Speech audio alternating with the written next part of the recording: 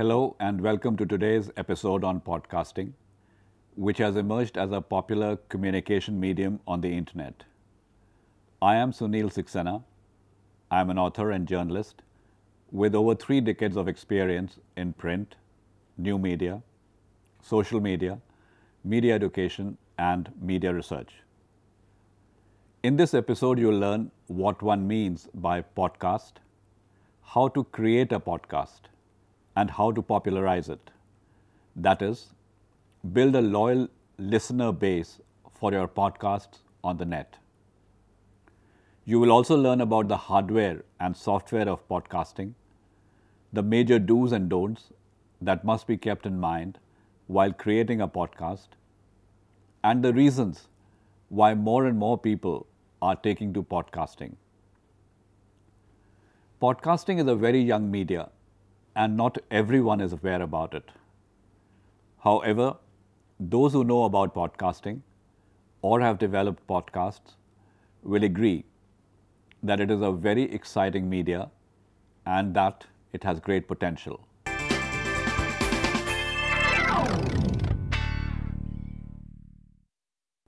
Let's first answer the question as to what is a podcast.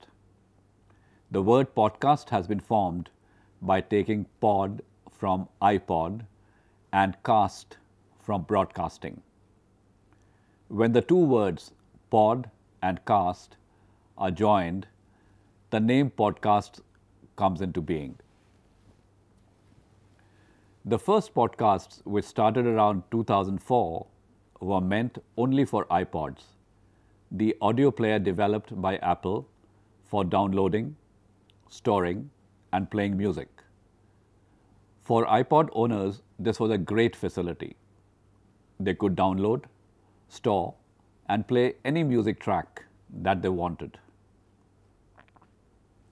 Gradually, the word podcast became generic. Today, podcast means any audio file that is published on the net and which can be downloaded or streamed for being played on audio players. The audio file need not be a song or musical track. It can be a sermon, a lecture, a joke, a news report, or any information rendered in the audio format. Podcasting is not limited to media houses. In fact, it is more of a people's medium. Anyone who has a dream to become famous can create podcasts. All that a podcaster needs to do is to create audio files that people want to hear and enjoy. Podcasting is also referred to as audio blogging because the individual in this kind of blogging publishes content in the audio format. These audio files can be heard, shared, or commented upon, very much like text files, and are like a personal audio diary on the net.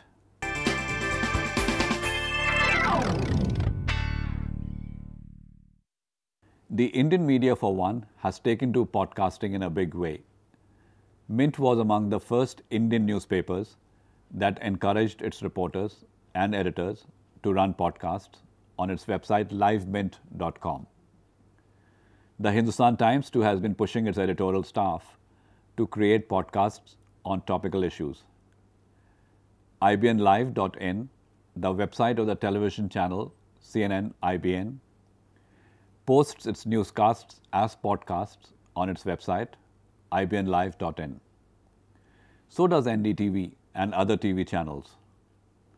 Besides this, several cricket portals and websites offer match podcasts to cricket enthusiasts.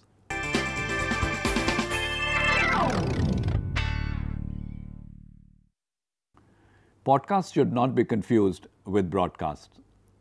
The broadcasts are audio programs that are transmitted from powerful transmission towers or through satellites and need a listening device to be heard. Podcasts, on the other hand, are digital files that are stored on web servers. They can be accessed on internet-enabled devices, which can be wired or wireless and connected to the internet.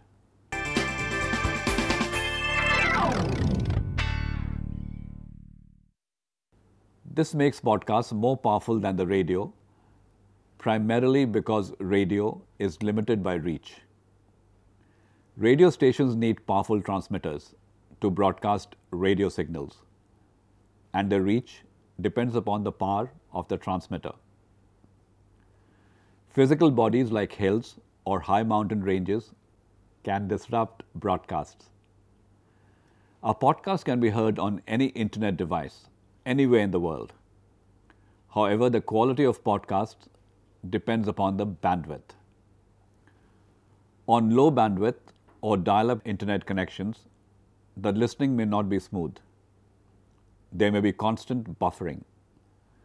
This is not a constraint for listeners whose laptops are connected to high bandwidth lines.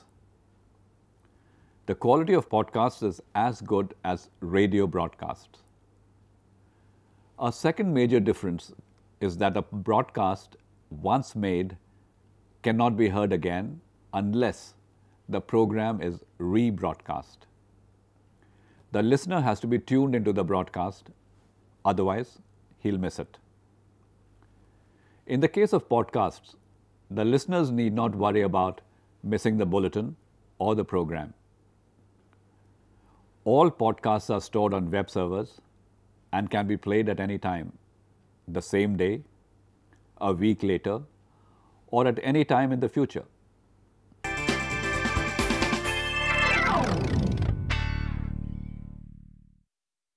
Another big advantage of podcasting is that it does not cost anything to create a podcast. Any individual can create and upload a podcast. There is no need to set up expensive studios, transmitter towers, or buy satellite time to broadcast audio signals. Also, unlike radio programs that are from one to many, podcasts are from many to many. They can be created by anyone, shared with friends, discussed, and commented upon. A radio program, however good it may be, dies once it is broadcast. The podcast, if it is unique and catches the fancy of listeners, can go viral. It may be heard and reheard by millions of people across the world without the podcaster spending any money to promote the podcast.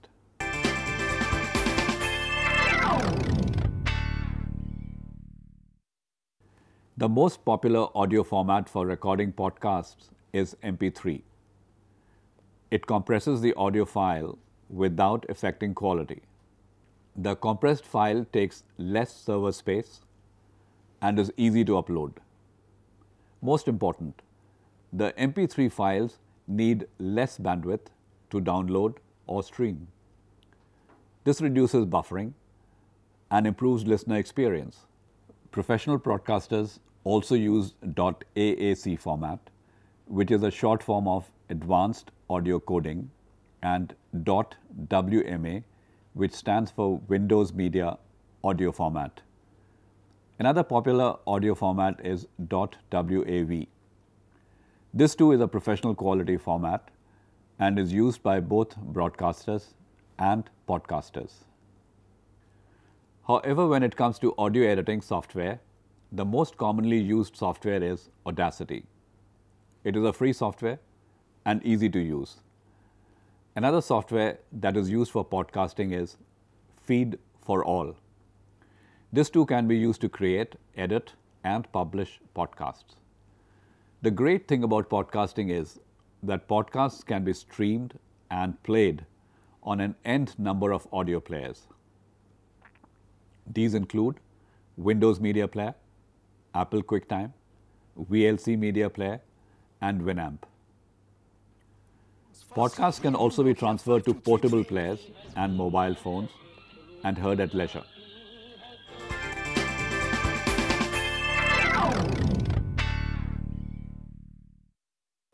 There are 6 items needed to create a podcast. The first is a laptop or desktop, that is a device where the audio recording software is stored. The second is a software needed to create, edit, and save the podcast. The third is a microphone or mic needed to record the audio. The fourth is a pair of headphones to listen to and edit the recorded audio. The fifth is the internet connection for uploading or publishing the content. And the sixth is space on a web server to store the podcast. A seventh item, which is a digital recorder with an external microphone, is optional. It comes into play in outdoor recordings only. The only expensive item in this list is the laptop. Normally, most people have their own laptops that they use for personal work and to access the net. Those who don't have one can either borrow a laptop or buy one. They need not worry about high-end laptops. A decent starter's laptop costing around rupees 30,000 is enough. As for podcasting software, there is no cost involved. Audacity, a popular audio recording software, is available free of cost and can be downloaded directly from the net. The software is easy to use and its use can be learnt in a matter of hours from the help files.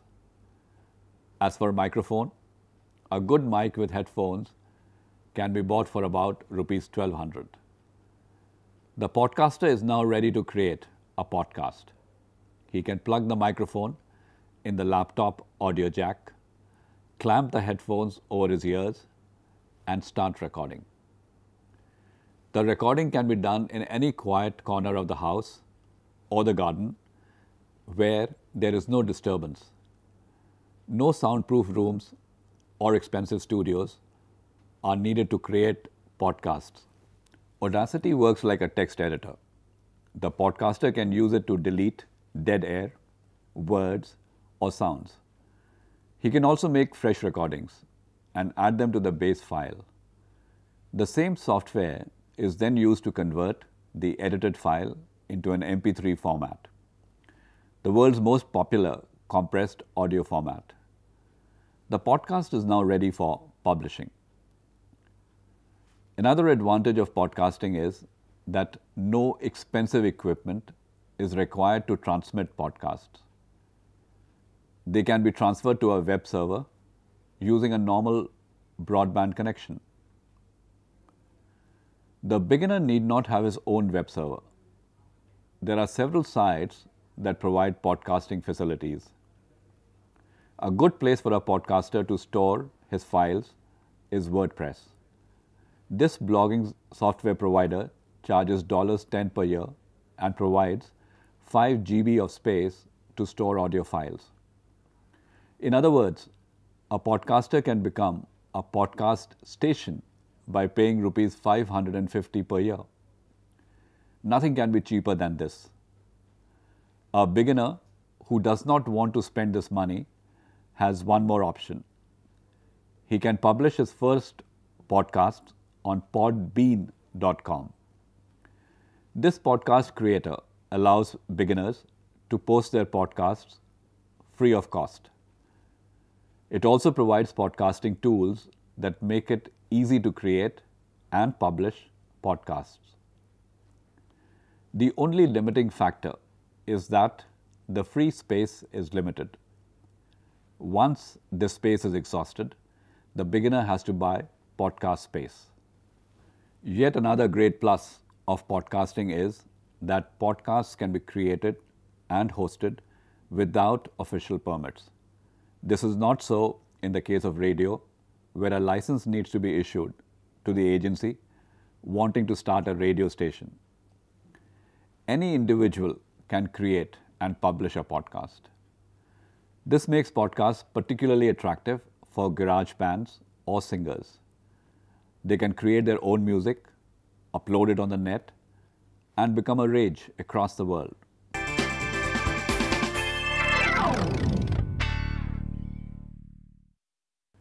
The quality of a podcast depends upon two key factors. The first is content and the second is audio quality. Our listener will not return if the content or storyline is weak. Similarly, The listener will get frustrated and hit the stop button if the audio is jerky or poor. The first step, therefore, is to prepare a powerful script. It should be well researched and organized in a logical manner. There should be no loose ends, and the listener should not be left wondering about the purpose of the podcast. The words should be simple, commonly used, and easy to understand. And the narrative should be descriptive and paint a clear picture. The second step is to get the audio. This is where the skills of a good podcaster lie. The podcaster should use a digital recorder with an external microphone for outdoor recording, interviews, talk shows, etc. The audio should then be transferred to a computer using a USB cord. In case of self-podcasts, the recording can be done directly into a computer from a prepared script. This avoids repetitions or insertions of points later. The podcaster, as a rule, must wear headphones while recording the audio. This way, he eliminates the possibility of a blank recording and keeps track of audio quality.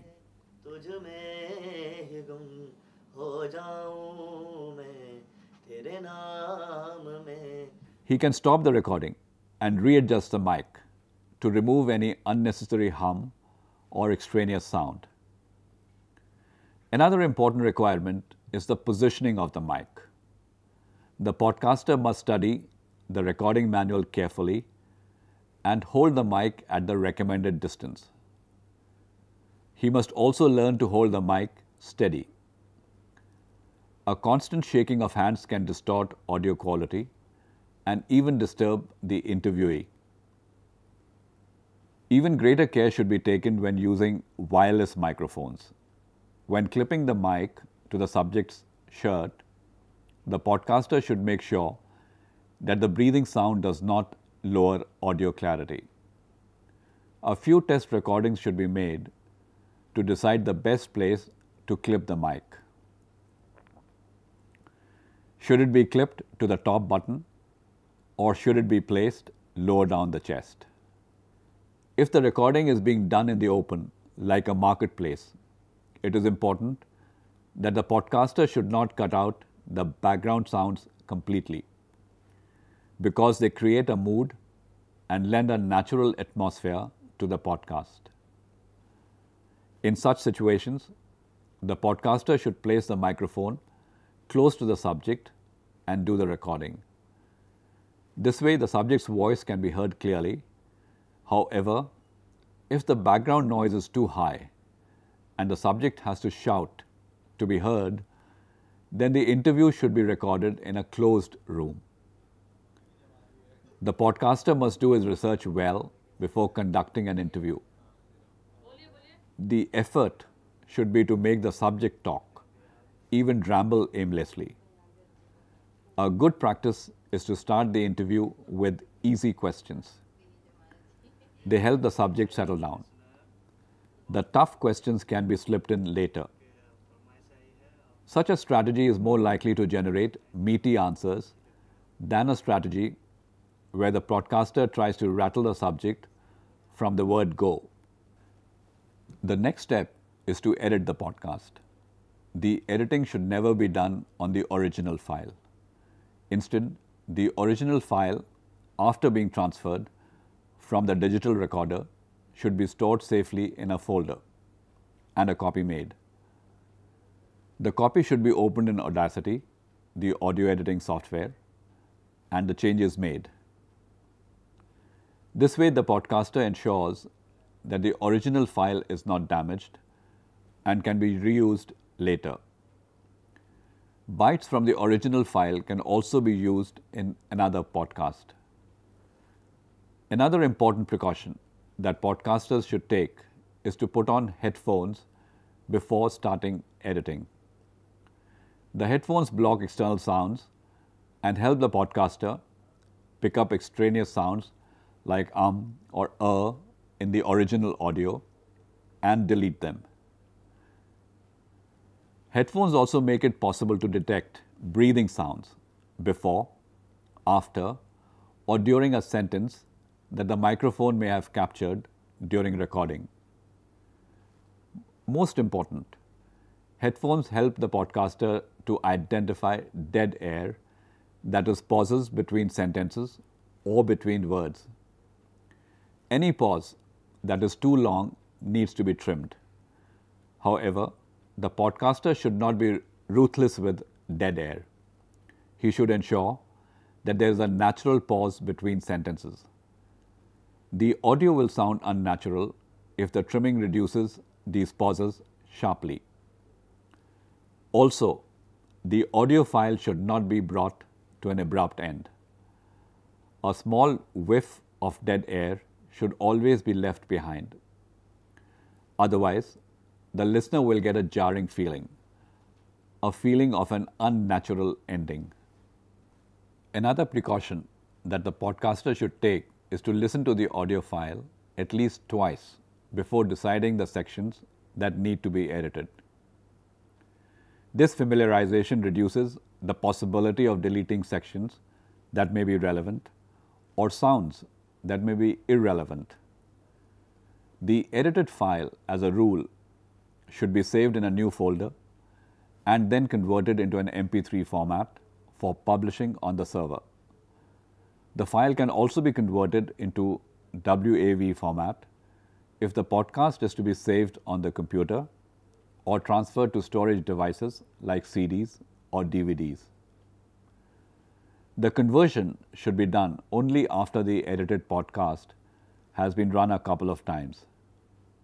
This check is like revising edited copy. It helps the podcasters to spot mistakes or make changes that may improve the audio file further.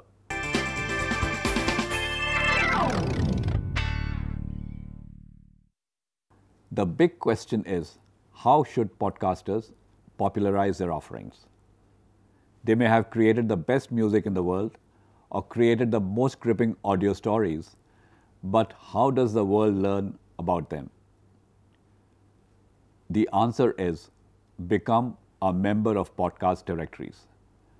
These directories provide a platform for new podcasters. They allow them to showcase their podcasts to the thousands of listeners that flock to these directories. The listeners can locate new podcasts by browsing sections or searching for them. The podcasters are also allowed to put brief descriptions of their work to enable listeners to decide whether they want to listen to a podcast or not. Some of the important podcast directories are podcast.com, Podcast Alley, podcast.net, Podcast Directory, and Podcast Pickle. Another route open to podcasters is to set up RSS feeds. These feeds keep subscribers posted of all new podcasts that a podcaster may publish. Much also depends upon the frequency of podcasts. It is important that podcasts be published regularly. Ideally, podcasters should create a publishing schedule and follow it religiously. There is nothing more frustrating for a visitor than to arrive on a podcasting site and find no fresh content. The chances are that this visitor may not return to the podcaster's site again. To make sure that visitors keep returning, the podcasters should announce the date and time of their next podcasts.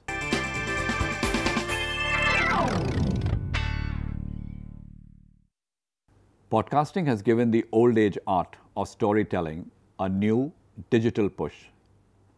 Now, any individual can create a digital audio story that can be heard across the world. Singers or bands who struggle to find audiences can now dream of a global listener base. Preachers can have their sermons heard in distant and remote parts of the world. Grannies can create bedtime stories that their grandchildren can listen to across 7 seas. news bulletins can be heard much beyond geographical boundaries. The potential of podcasting is incredible. It has given communication a new dimension. The success of podcasting lies in the fact that anyone can become a podcaster. It costs next to nothing to create a podcast. Also, one does not have to be a techie to create a podcast. Anyone can create a podcast and publish it on the net for the immediate family and friends to hear, or for the world to enjoy.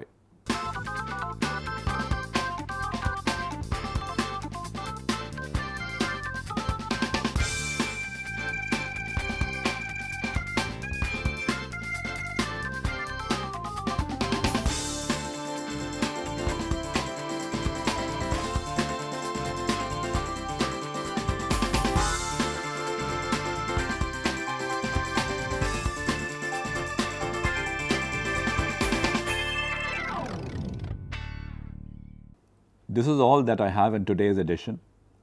I do hope that it will motivate many of you to create your own podcasts. Maybe some of you may even get famous and build a large and loyal base of listeners. Thank you and goodbye.